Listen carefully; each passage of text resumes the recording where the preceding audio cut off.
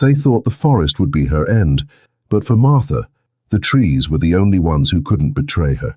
When her own son closed the car door and left her alone on a dirt road with nothing but her cat Luna and an old suitcase, he believed she'd never be seen again. But among the pines and the silence of the woods, Martha found a metal giant forgotten by the world, a rusted cargo plane that would become the setting for the greatest turnaround of her life. In just a few months, what was merely wreckage in the jungle became a home so extraordinary that the whole world started knocking on her door. But what Martha discovered hidden in that aircraft's secret compartment wasn't just survival. It was the key to a fortune no one could imagine. Get ready to know Martha's Flight, the story of a woman who refused to fall even when the world pulled the ground from under her feet. If you believe that a person's dignity is priceless and that life always reserves a miracle for those with pure hearts, subscribe to this channel. Here, we honor those who transformed abandonment into victory. Hit that like button so this story reaches someone who needs to remember that being left behind is sometimes the beginning of flying forward. Because what Martha built from wreckage wasn't just shelter.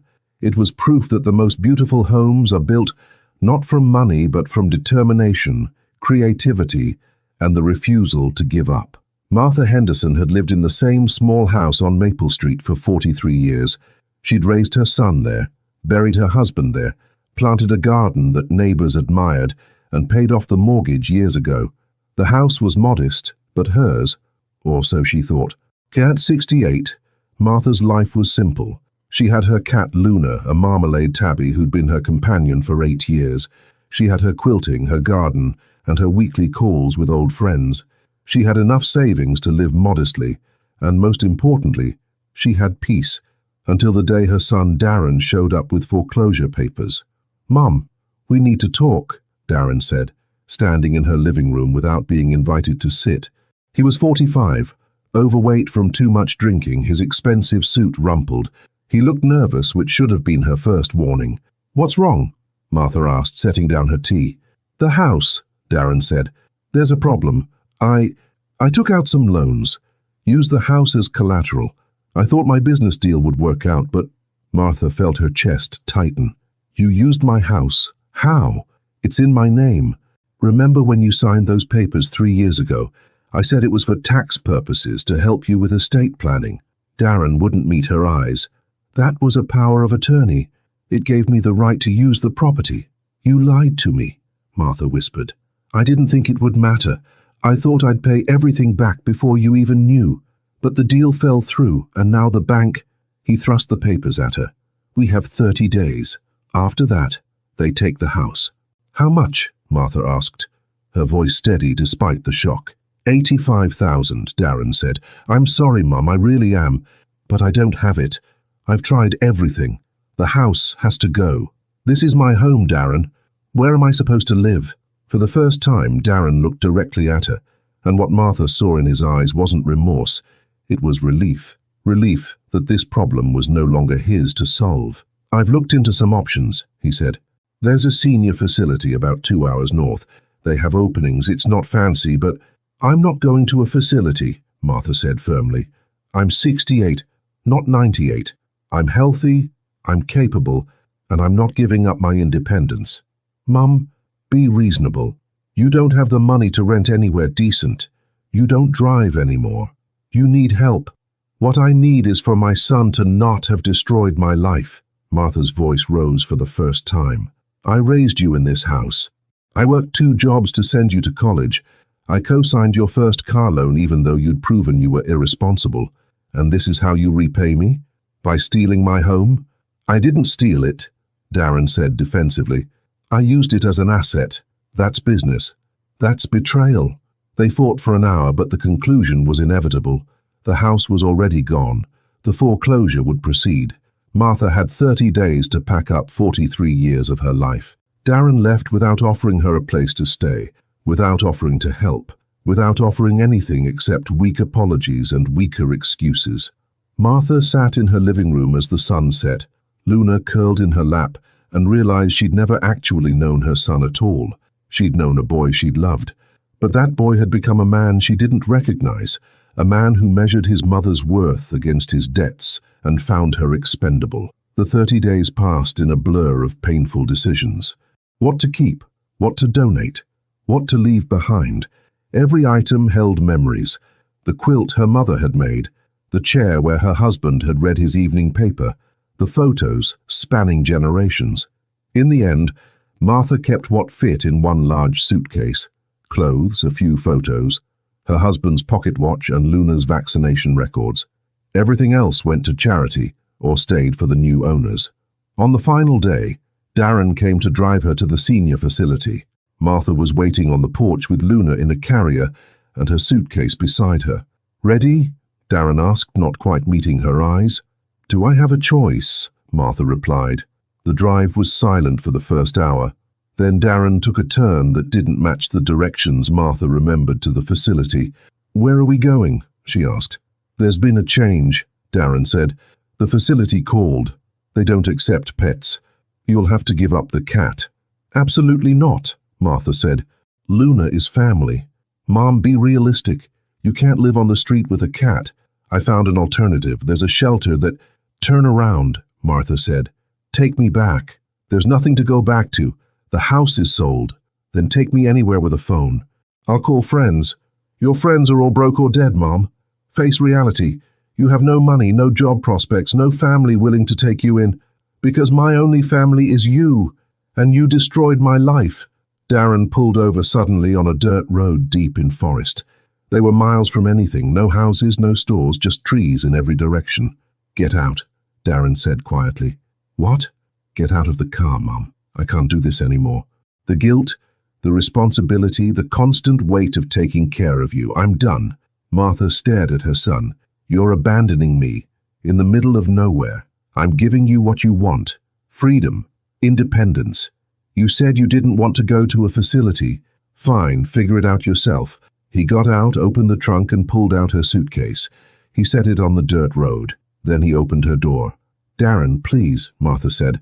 "I don't even know where we are." "There's a highway about 5 miles that way," Darren said, pointing. "You can walk it. You're so capable, right? So independent? Prove it." Martha got out slowly, holding Luna's carrier. She looked at her son, really looked at him, and saw a stranger. A cruel, selfish stranger who shared her DNA but none of her values. "I will never forgive you for this," she said quietly. "I don't need your forgiveness," Darren replied. "I need my life back." He got in the car and drove away without looking back. Martha stood on the dirt road, suitcase at her feet, Luna meowing softly in the carrier, and watched dust from his car fade into the distance. She was 68 years old. She had approximately $300 in her purse. She had the clothes in her suitcase and a cat. She was miles from civilization in a forest she didn't recognize, and for the first 5 minutes, she cried. Let herself feel the complete devastation of being discarded by the child she'd sacrificed everything for. But then, Luna meowed again, not distressed, just asking for attention, and Martha wiped her eyes, picked up the carrier, and made a decision. "Okay, Luna," she said, "your worthless human brother has left us, but we're not worthless. We're survivors, so let's survive." She picked up her suitcase and started walking. Not toward the highway Darren had pointed to. Martha didn't trust a single word he'd said. Instead, she walked deeper into the forest, following what looked like an old logging road, figuring that old roads sometimes led to old structures where she could at least spend the night. She had no plan beyond that. But she had Luna, she had her wits, and she had something Darren would never have, the determination to prove that her worth wasn't measured by his cruelty. Martha walked for 2 hours before her legs gave out. She wasn't in bad shape for 68, but carrying a suitcase and cat carrier through forest terrain was more than her body was prepared for. She sat on a fallen log, opened the carrier to let Luna stretch, and took stock. The sun was setting, temperature was dropping. She was in a pine forest somewhere in the Pacific Northwest. She'd figured that much from the trees and terrain, but she had no idea exactly where. Her phone had no signal and was at 15% battery. She had no food except 3 granola bars she'd packed. She had water in a bottle that was now empty. This was bad. Possibly life-threatening bad. Luna meowed and rubbed against Martha's legs, then suddenly froze, ears forward, staring into the dense trees. "What is it, girl?" Martha asked. Luna took off, moving quickly through the underbrush. Martha grabbed the carrier and suitcase and followed as best she could, afraid to lose sight of her cat.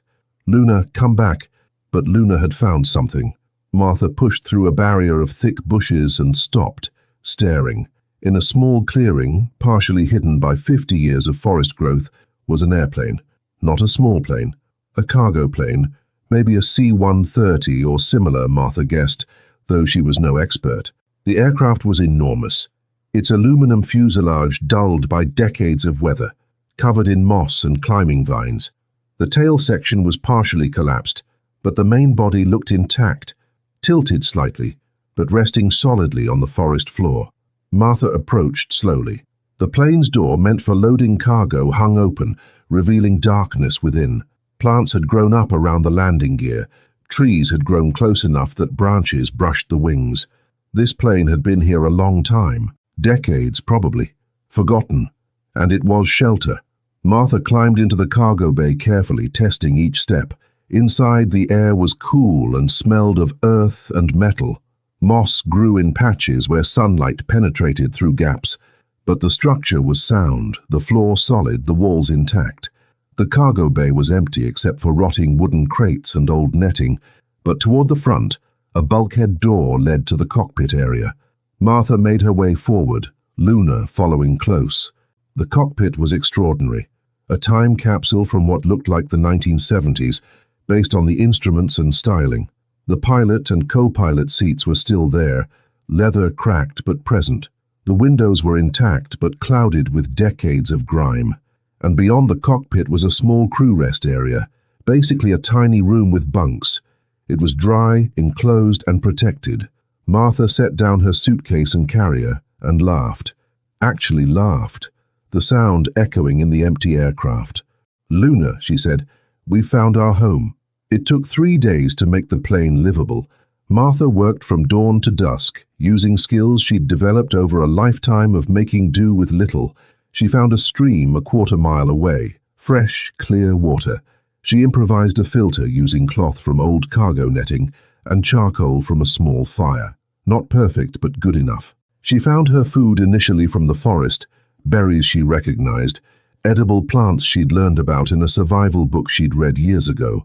Luna caught mice, supplementing her diet from the small supply of cat food Martha had brought. But the real work was transforming the plane's interior. Martha discovered old parachutes stored in a locked compartment, silk, remarkably well preserved. She washed them in the stream and used them as curtains over the cockpit windows and as insulation in the crew rest area where she'd made her bedroom. The parachute silk, when backlit by sunlight, created a warm, golden glow in the cockpit. It transformed the space from industrial wreckage into something almost magical. Martha cleaned every surface she could reach. She organized the cargo bay, creating a living area with cushions made from parachute material, stuffed with moss and pine needles. She hung her few photographs on the walls using wire she'd found. She transformed the cockpit into her living room, keeping the pilot seats functional so she could sit and look out over the forest through the clearing she'd created by trimming back vines from the windows. The crew rest area became her bedroom. The old bunks were surprisingly comfortable once she'd cleaned them and added her homemade bedding. Within a week, Martha had created something extraordinary, a home that was rustic, creative, and undeniably beautiful in its strangeness. She'd turned wreckage into refuge. Luna thrived in the new environment. She hunted, explored, and kept the plane free of rodents. At night, she curled up with Martha in the bunk, purring contentedly. Martha settled into a rhythm. Days were spent maintaining her home, gathering food and water, and exploring the surrounding forest. Nights were spent reading by flashlight. She'd brought 2 books in her suitcase, or simply sitting in the cockpit, looking at stars through the windscreen, feeling more at peace than she had in months. She thought about Darren sometimes, wondered if he felt any guilt, wondered if he'd tried to find her, but mostly she stopped thinking about him at all.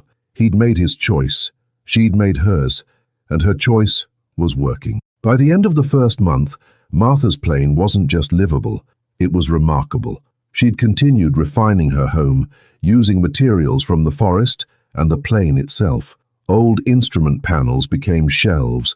Sections of aluminum sheeting became reflectors for her small cooking fire outside. Cargo netting became storage hammocks, but the real transformation came from Martha's sense of design. She'd always loved creating beautiful spaces. Her house on Maple Street had been featured once in a local home tour. Now she applied those skills to the most unlikely canvas imaginable. The cockpit became her masterpiece. She'd cleaned the windows until they were crystal clear, providing panoramic views of the forest. She'd arranged the pilot seats to face each other with a small table between them, a table made from a smooth piece of driftwood she'd found and polished. The parachute silk curtains could be drawn for privacy or pulled back for light. She'd found wildflowers and arranged them in old metal cups. She'd woven pine branches into decorative patterns along the walls. She'd created art from found objects. A mobile made of interesting stones hung from the ceiling, turning gently in the breeze. The effect was rustic luxury, like a high-end wilderness retreat designed by someone with more creativity than money. Martha had also solved her practical problems with impressive ingenuity. She'd created a rainwater collection system using the plane's aluminum skin as a catchment, funneling water into cleaned fuel containers. She'd built an outdoor cooking area with rocks from the stream, creating an efficient fire pit with a grill made from old metal grating. She'd found edible mushrooms and learned to identify more forest plants. Her diet was simple but adequate: berries, nuts, mushrooms, edible roots, and occasionally fish from the stream. Luna brought supplemental protein in the form of mice and small birds, which Martha had learned to stomach as part of their shared survival. But what Martha loved most was the feeling of accomplishment. Every improvement to the plane, every problem solved, was proof that she was capable, that Darren had been wrong, that age and circumstance didn't define her worth. One afternoon, about 6 weeks after her abandonment, Martha was exploring a section of the plane she hadn't thoroughly investigated yet, the very back of the cargo bay, where several large panels had been secured with old bolts.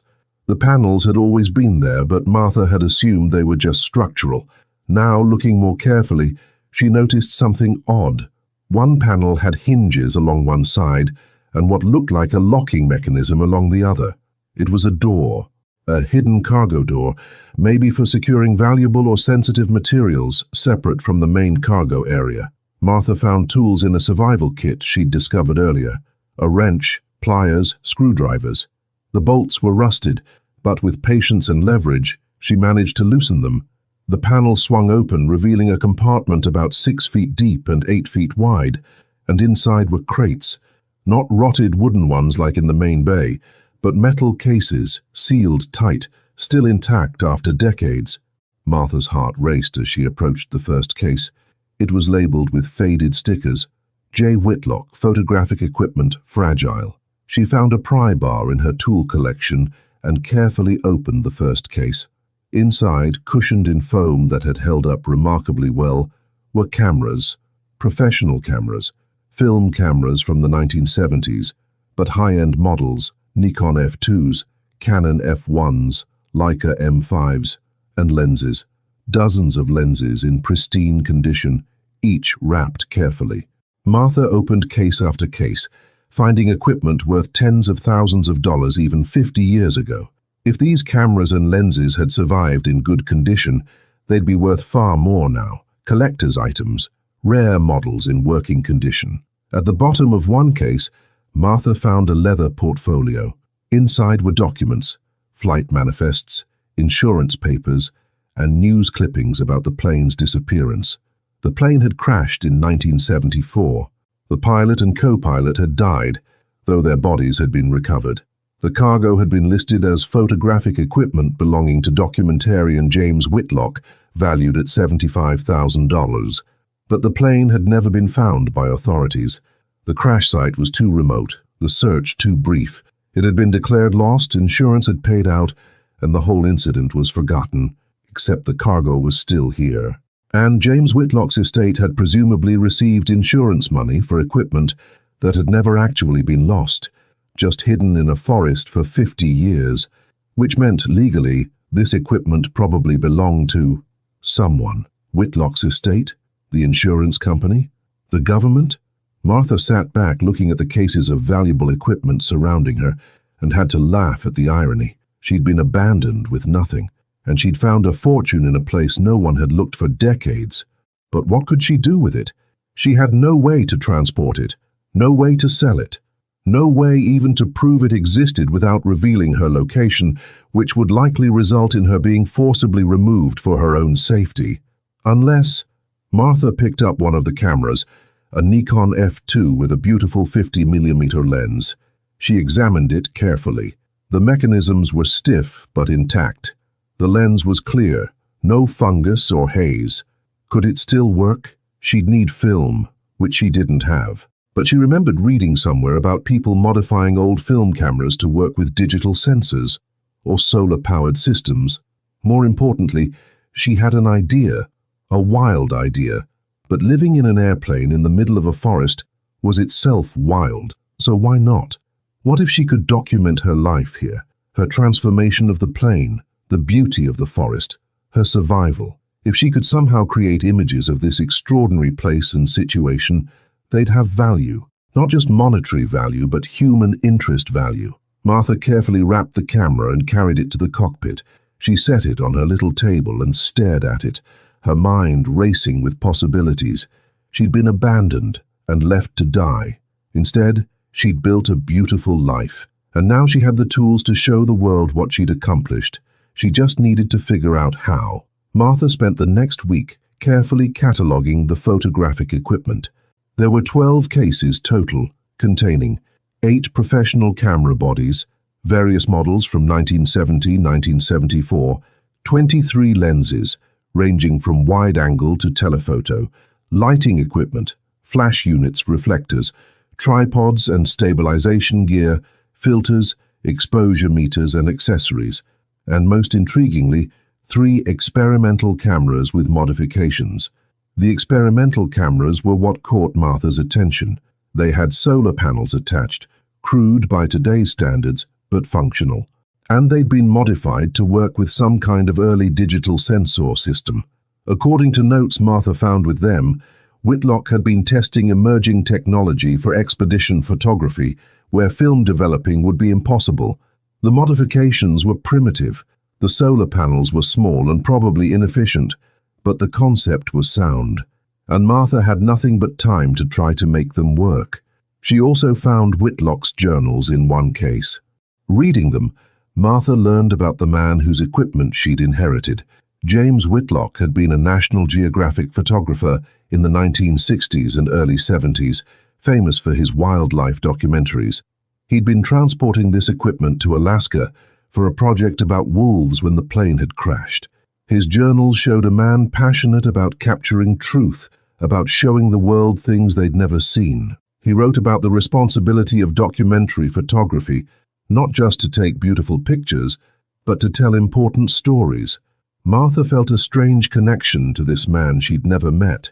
He'd been trying to show the world something true, and now, 50 years later, his equipment might help her do the same. She carefully selected the best-preserved camera, a Nikon F2 with a 50mm lens that showed no signs of damage. She chose one of the modified experimental cameras with solar panels, and she set to work. The solar panels were small, but Martha discovered that by positioning them correctly and being patient, she could generate enough charge to test the camera systems.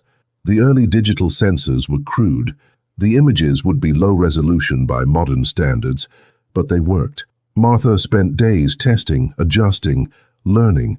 She photographed Luna sleeping in sunbeams. She photographed the plane's interior with its parachute silk curtains glowing golden.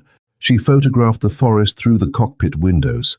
The images were grainy, imperfect, but they were images, proof of concept. The real breakthrough came when Martha discovered that one of the modified cameras had a radio transmitter attachment, designed in the 1970s for remote photo transmission, probably for scientific or military applications.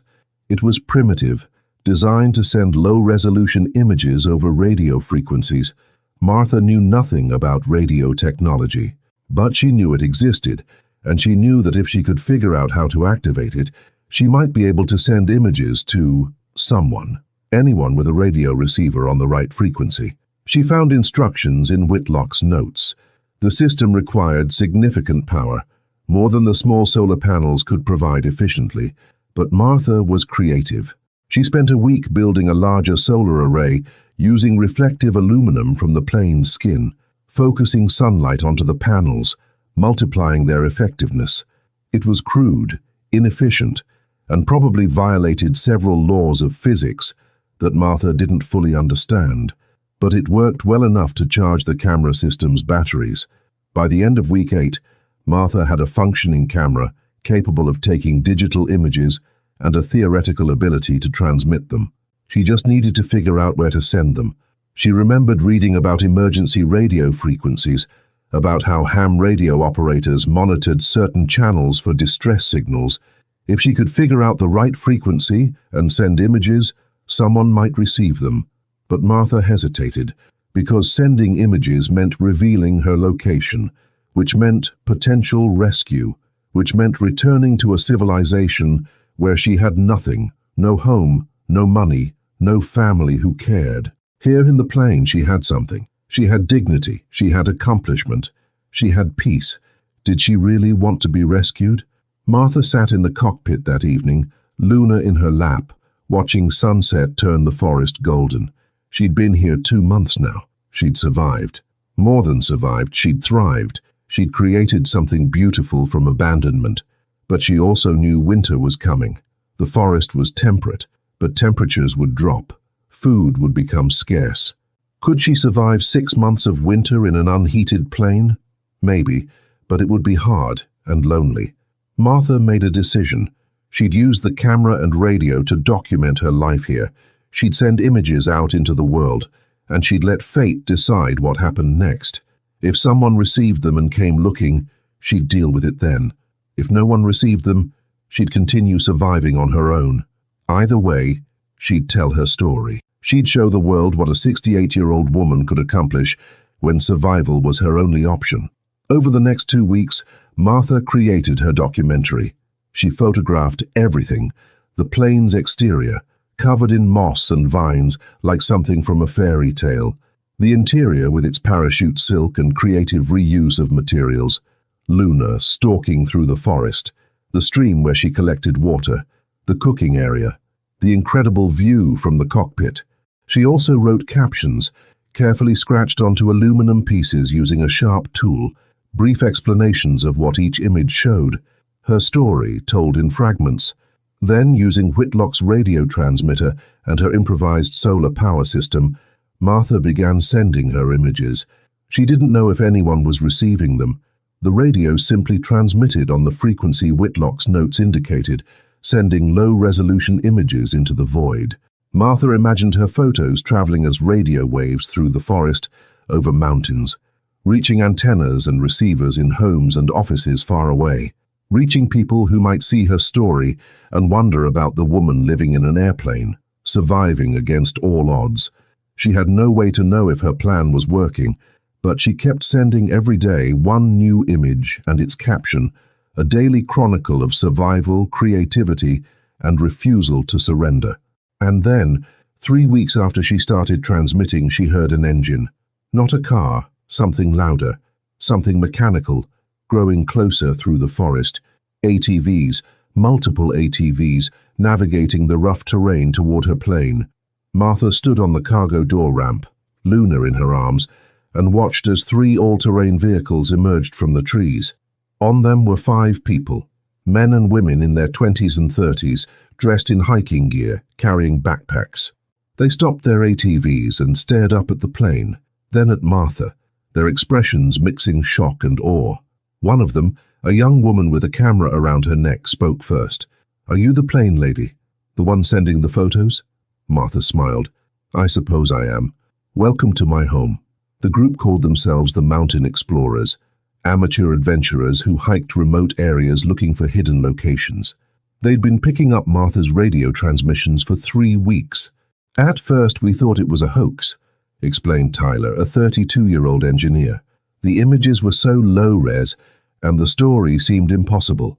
But the more we analyzed them, the more we realized they were real. So we used radio direction finding to locate the source and came to investigate. And found me, Martha said, pouring them water from her rainwater collection system.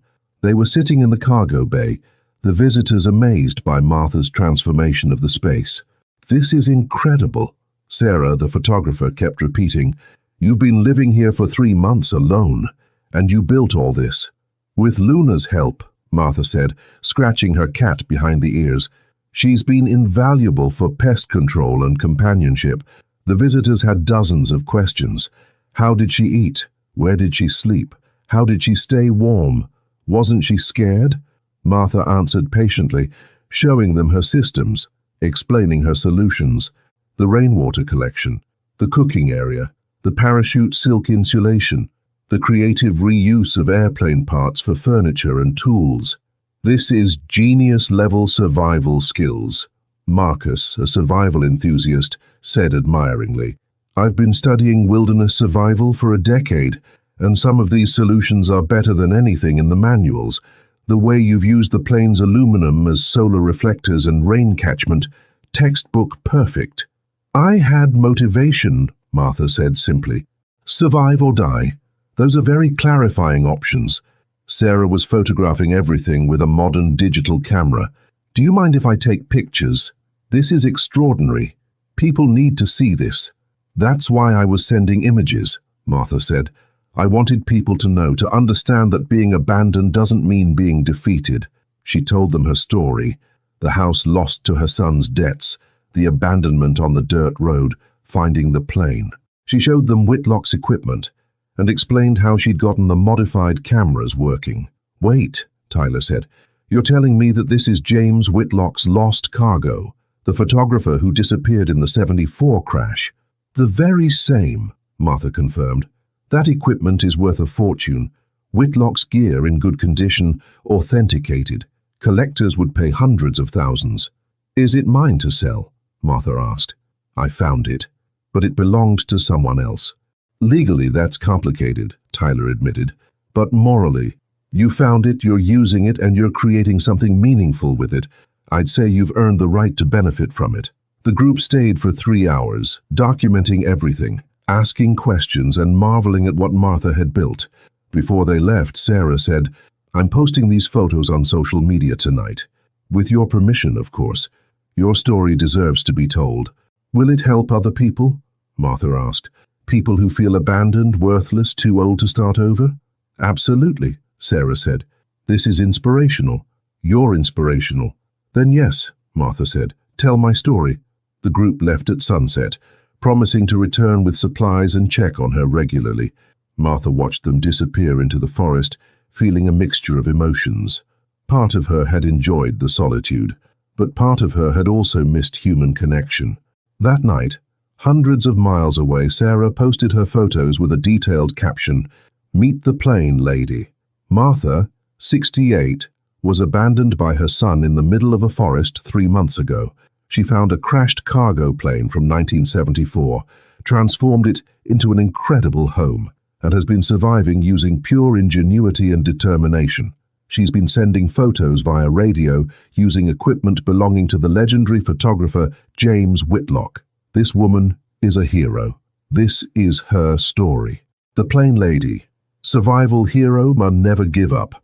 The post went viral within hours. By morning, Martha's story was on news websites. By afternoon, it was trending nationally. By evening, major media outlets were trying to find ways to reach her. Martha knew none of this. She was living her normal routine, collecting water, preparing food, maintaining her home. But 4 days after the visitors left, she heard helicopters.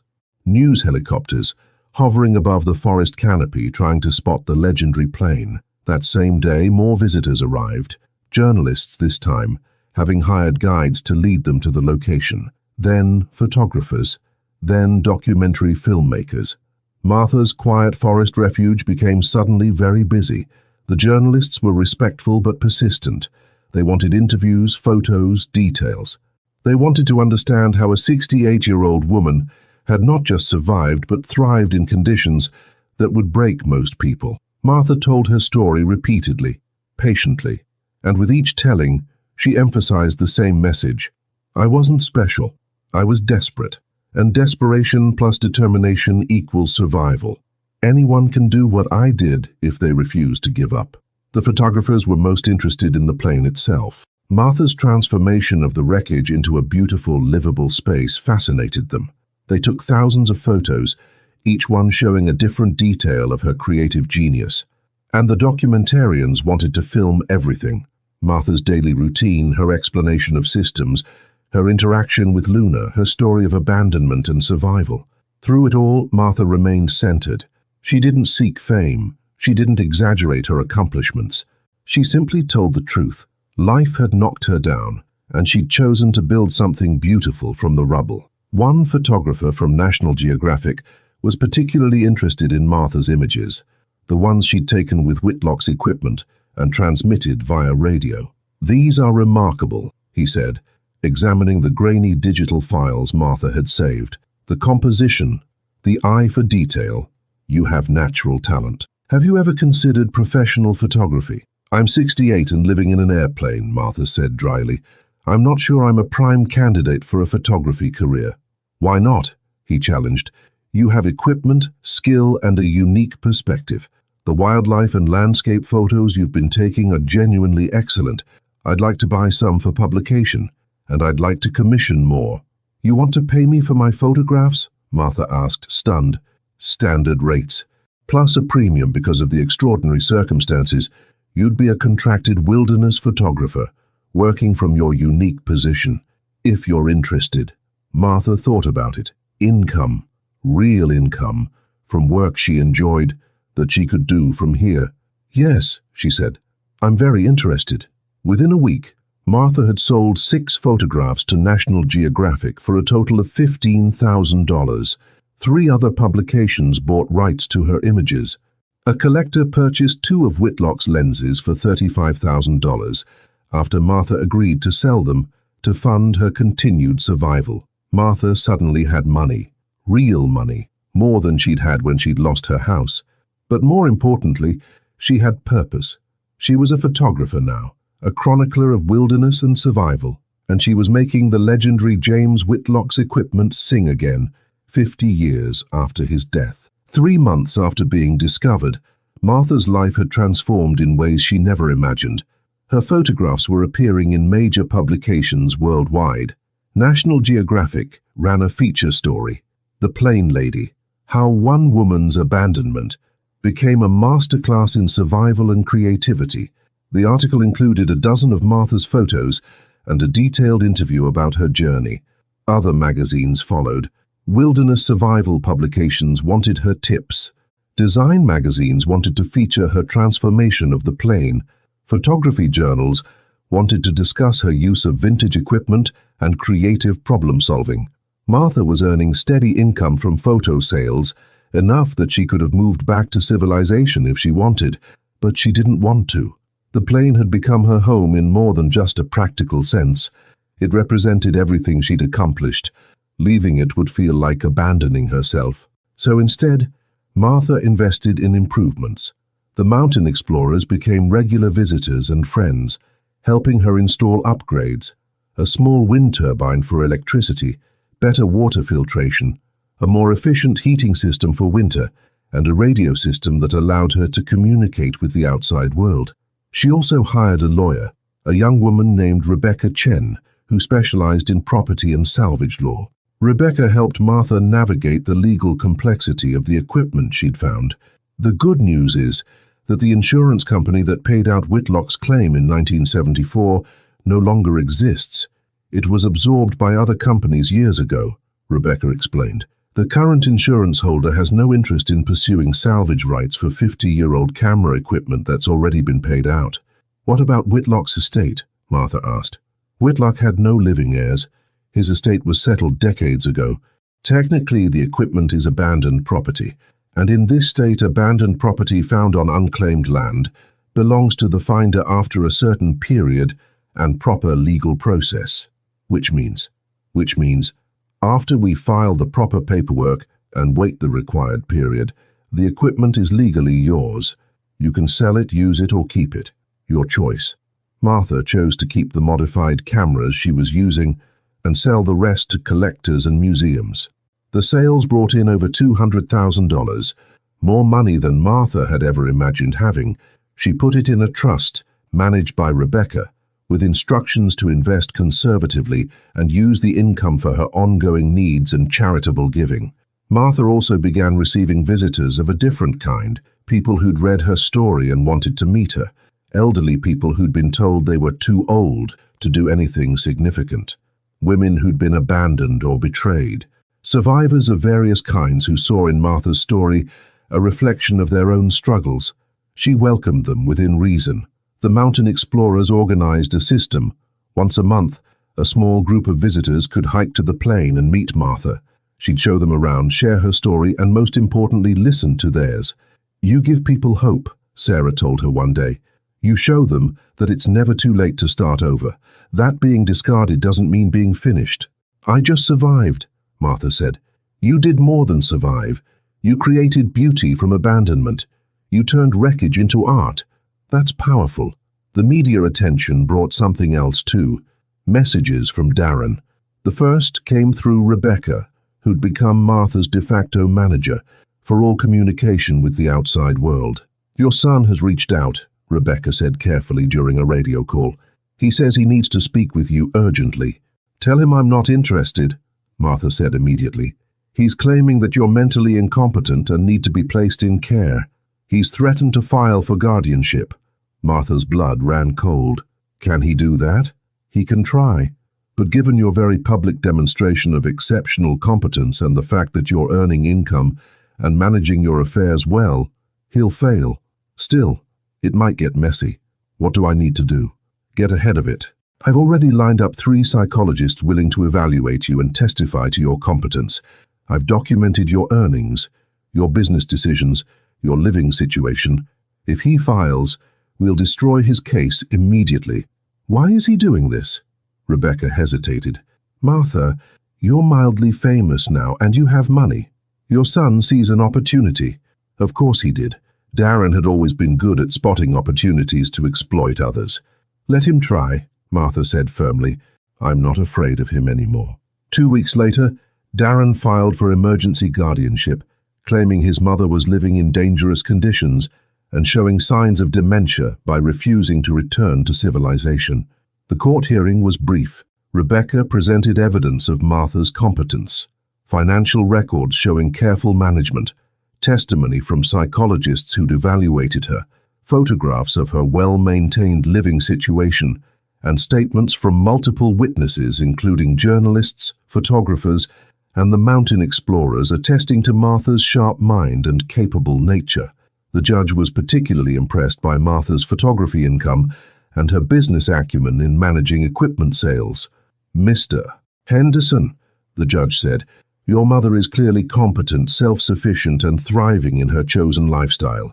Your petition for guardianship is denied. Furthermore, I'm granting your mother's counter-petition for a restraining order. You are to have no contact with her unless she initiates it. Do you understand?" Darren's face was red with fury. "She's living in a crashed airplane. How is that competent?" "She's living in a converted aircraft that she's transformed into a functional and remarkably innovative home," the judge corrected. "She's earning income from her photography, managing her finances responsibly, and by all accounts is happier and healthier than most people half her age. This court finds her choice eccentric perhaps, but entirely valid. You, on the other hand, have demonstrated that your concern is not for your mother's welfare, but for access to her newfound financial success. The restraining order stands. This hearing is concluded." Rebecca called Martha that evening with the news. Martha was sitting in her cockpit, Luna in her lap, watching sunset paint the forest gold. "You're free," Rebecca said. "Completely free. He can't touch you." Martha felt tears on her cheeks. "Thank you, Rebecca, for everything." "You did this yourself," Rebecca said. "You built a life so undeniably successful that no one could question your capacity. You're an inspiration, Martha, and I'm honored to be your attorney." After the call, Martha sat in silence, processing the magnitude of what she'd accomplished. 6 months ago, she'd been left to die on a dirt road. Now she was legally protected, financially secure, living exactly as she chose, and telling her story to inspire thousands. She'd not just survived her abandonment, she'd transcended it. Despite the restraining order, Darren didn't give up. He couldn't contact Martha directly, but he could make his presence known through other means. He started posting on social media, claiming he was misunderstood, that he'd only been trying to help his mother, that she'd twisted the story to make him look bad. Some people believed him. Most didn't. He gave interviews to tabloid outlets that would listen, claiming Martha had always been difficult and dramatic, that he'd provided for her for years, before the unfortunate misunderstanding that led to their current estrangement. Martha ignored most of it. She'd learned that you can't control what people believe about you. You can only control your own actions and truth. But 6 months after the guardianship hearing, Darren found a new approach. He showed up at one of the monthly visitor days, hiking to the plane despite the restraining order. Martha was showing a group of visitors her photography equipment when she heard shouting from the trail. "Mom, I know you're in there. We need to talk." The visitors looked alarmed. Martha remained calm. She pulled out the satellite phone Rebecca had provided and dialed. "Rebecca, Darren is here. He's violating the restraining order. Stay inside. I'm calling local authorities." But Darren had already reached the cargo door. He looked different than Martha remembered. Thinner, older, desperate. "Mom, please. Just 5 minutes. I need to talk to you." Martha stepped to the doorway, but didn't descend. "You have a restraining order against you. Leave, or you'll be arrested." "I've lost everything," Darren said. "My business failed. My house was foreclosed. I have nothing. You're my mother. You have to help me." "I don't have to do anything," Martha said coldly. "You left me to die, Darren. You took my home, you destroyed my security, and you abandoned me in a forest. Now you want my help? I made a mistake. I was desperate. You don't understand the pressure I was under." "I understand perfectly," Martha said. "You prioritized yourself over everyone else. That's not a mistake. That's a choice you made repeatedly. So you're just going to let me suffer? After everything I did for you?" Martha almost laughed. "Everything you did for me? Darren, you destroyed my life. The fact that I rebuilt something better doesn't erase what you did." "I'm your son," Darren said, voice breaking. "Doesn't that mean anything? You stopped being my son when you closed that car door and drove away. You became a stranger who shares my DNA, and I don't owe strangers anything." By then, 2 forest rangers had arrived, alerted by Rebecca's call. They arrested Darren for violating the restraining order. He went quietly, defeated.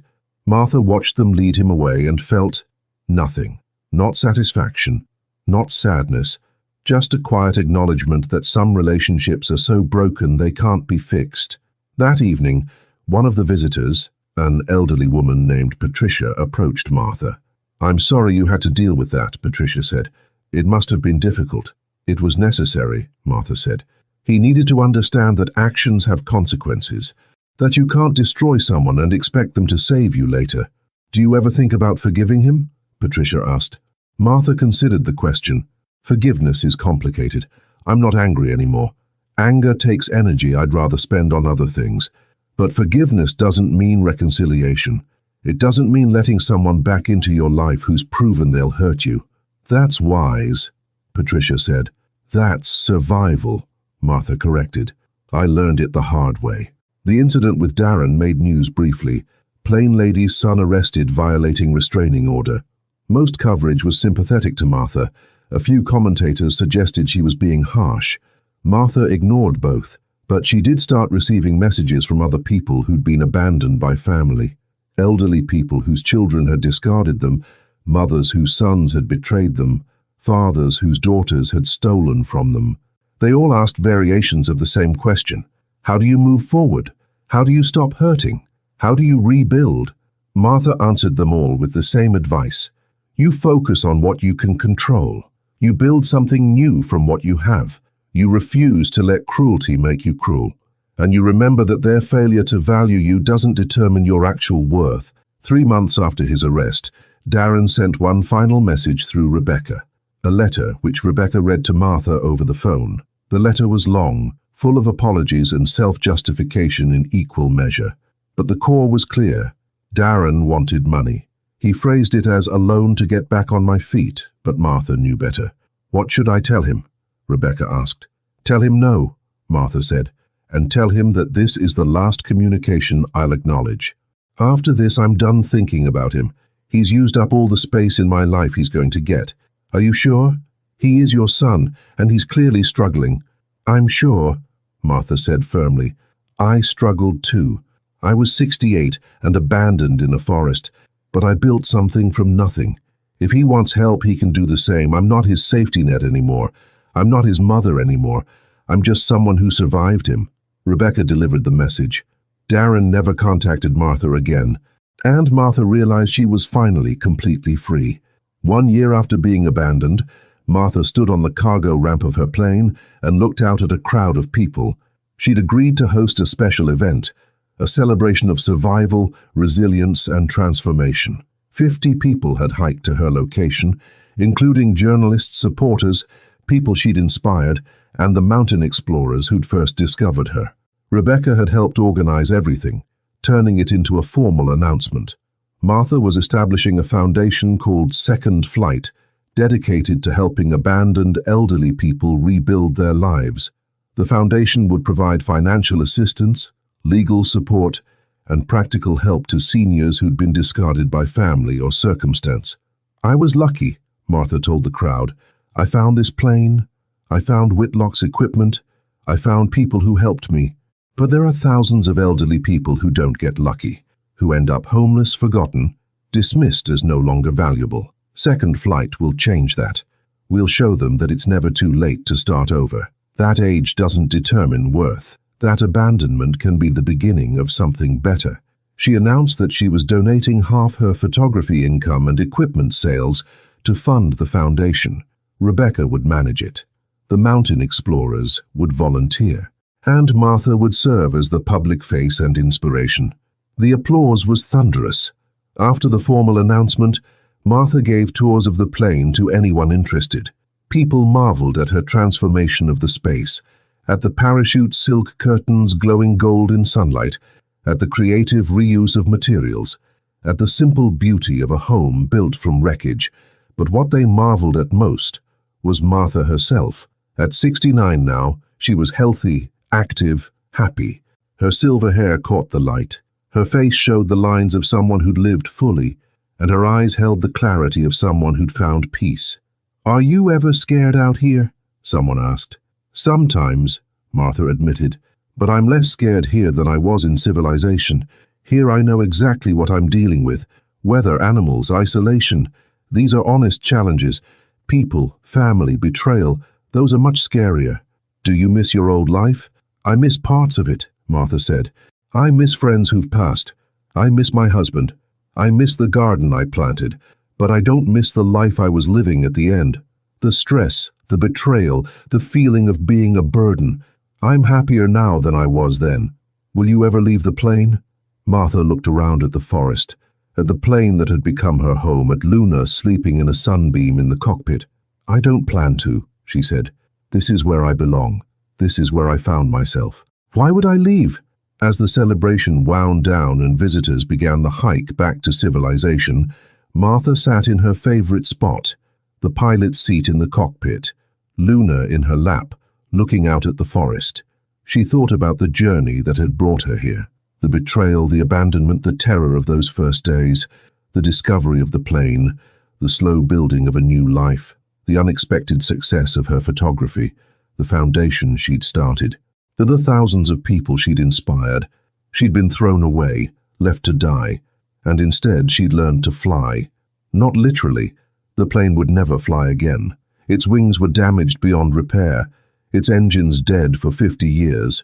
But Martha was flying anyway, flying above the pain, above the betrayal, above the limitations others had tried to impose on her. She was the plane lady, the woman who'd turned wreckage into beauty, who'd survived abandonment with grace, who'd built a second life that was richer than her first, and she was finally at peace. "We did it, Luna," she whispered to her cat. "They thought they'd buried us, but we found our wings." Luna purred, warm and content in Martha's lap, and through the cockpit windows the forest stretched endlessly, green and gold and beautiful, surrounding them like a blessing. Martha had lost a house, but she'd gained a home. She'd lost a son, but she'd gained thousands of spiritual children, the people she inspired, the people she helped, the people who saw in her story proof that they too could survive anything. She'd lost everything, and in losing it, she'd found what truly mattered. 2 years later, Martha published a book, The Flight That Never Landed, One Woman's Journey from Abandonment to Aviation. It became a bestseller. The proceeds funded Second Flight, which helped over 500 abandoned seniors in its first year. 3 years later, a documentary about Martha premiered at film festivals, Wings of Resilience. It won awards and brought her story to millions more people. 5 years later, Martha was still living in her plane, still taking photographs, still inspiring people. She was 73, healthy and happy, surrounded by friends and admirers, living exactly as she chose. And every day she'd sit in that pilot's seat, Luna beside her, and look out at the forest that had saved her life. She'd been abandoned, left for dead, told she was worthless, but she'd survived, thrived, flown. And that, Martha knew, was the greatest victory of all. If Martha's story moved you, please subscribe to this channel and turn on notifications. We share powerful stories every week about people who transform their darkest moments into their greatest triumphs. Leave a comment below. Have you ever been abandoned or discarded? Have you ever rebuilt your life from nothing? Share your story. Someone reading might need your inspiration today. Martha teaches us profound truths about resilience, value, and the power of refusing to quit. She teaches us that age is not a limitation. At 68, abandoned in a forest with nothing, Martha not only survived, but created a life more meaningful than the one she'd lost. She became a successful photographer, a foundation founder, and an inspiration to thousands. She proved that it's never too late to start over, never too late to discover new talents, never too late to build something extraordinary. She teaches us that what others discard might be our greatest treasure. The plane that was forgotten wreckage became Martha's palace. The equipment that was lost cargo became her livelihood. The forest that was supposed to be her grave became her sanctuary. When the world throws you away, you get to decide what you become next. Most importantly, Martha teaches us that survival is creative. She didn't just endure, she innovated. She turned parachutes into curtains, aluminum into solar reflectors, old cameras into income sources. She looked at what she had and asked not, "Is this enough?" but "What can I create with this?" That mindset transformed everything. For anyone who's been abandoned, betrayed, or told they're worthless, remember Martha. Remember that the people who discard you are wrong. Remember that you contain multitudes of strength you haven't discovered yet. Remember that your greatest chapter might be the one that starts after everyone else has written you off. Thank you for joining us for Martha's incredible flight from abandonment to glory. Share this story with someone who needs to remember that they have wings they haven't spread yet. We'll see you in the next story.